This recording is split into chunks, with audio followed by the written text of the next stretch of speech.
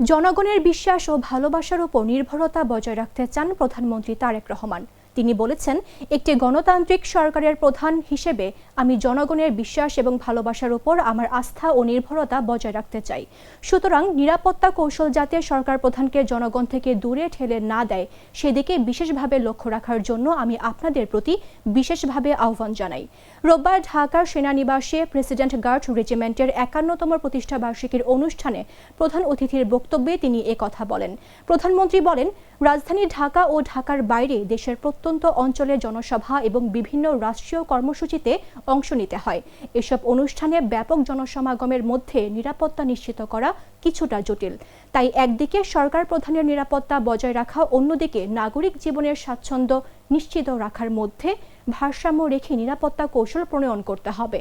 প্রধানমন্ত্রী অনুষ্ঠানের শুরুতে পিজিআর এর প্রতিষ্ঠা বার্ষিকী উপলক্ষে বাহিনীর সাবেক ও বর্তমান সব কর্মকর্তা ও সদস্যকে অভিনন্দন জানান।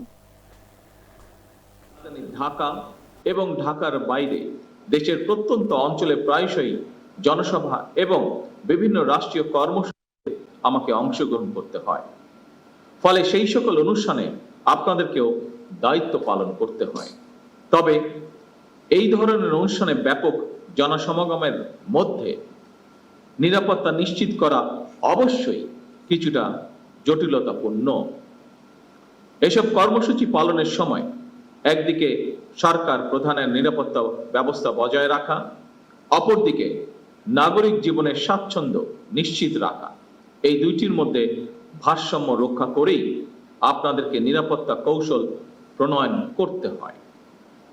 তবে আপনাদের প্রতি আমার আহ্বান, নিরাপত্তা কৌশল এমনভাবে বিন্যাস করা জরুরি, জনগণ যাতে নিজেদেরকে সরকার প্রধান থেকে বিচ্ছিন্ন মনে না করেন।